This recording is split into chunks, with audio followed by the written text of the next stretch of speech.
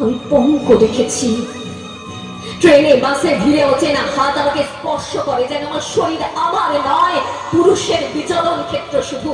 প্রতিবাদ করলে ভিড়ে উপদেশ, নির্দিষ্ট কামনা বা শিখে যাওয়া।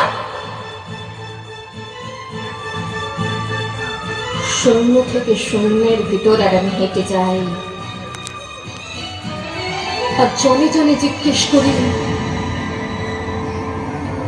তোমাদের বাড়ির মেয়ে আছে? কেউ কেরোসিন ঢেলে আগুন জ্বালিয়ে দিয়েছে তোমার কন্যার দেহে? একটু রাত করে বাড়ি ফেরা তোমার মেয়েটিকে কুপ্রস্তাব দিয়েছে কেউ অন্ধকার পাড়ার মোড়ে? তোমার মেয়ের ফেসবুক প্রোফাইল আছে, কেউ হ্যাক করে পাসওয়ার্ড জেনে কোন ছবি টাঙিয়ে দিচ্ছে তার দেওয়ালে দেওয়ালে? পথের উপর দিয়ে আমি হাঁটি শুধু শব্দ শুনি, আর দেখি ঘুরে ওড়ে শুধু বালি ওরে নিরুচ্চার শূন্যের ভিতর। লিঙ্গভেদের ঘৃণা নিভে যাবে কবে? ধর্ষকের চোখ থেকে কবে মুছে যাবে হিংস্রতায় পেতে যাওয়া দখলের আলো?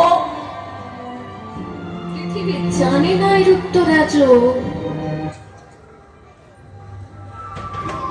আপনারা আমার জন্য অনেক করেছেন, সাহিত্যে, কাব্যে, শাস্ত্রে, লোকাচারে আমাকে মা বলে পুজো করেছেন, প্রকৃতি বলে আদিক্ষেতা করেছেন। আবার শহরগঞ্জের কানাগলিতে ঠোঁটে রং মাখিয়ে কুপি হাতে দাঁড় করিয়েও দিয়েছেন। হ্যাঁ, আমি সেই মেয়ে। একদিন হয়তো অন্য কোনো একদিন আমার সমস্ত মিথ্যে পোশাক ছুঁড়ে ফেলে দিয়ে আমি হয়ে উঠবো সেই অসামান্য।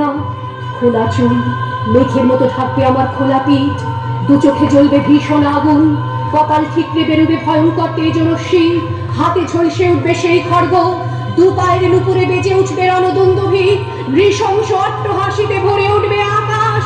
দেবতারাও আতঙ্কে স্তব্ধ হয়ে বলতে থাকবে,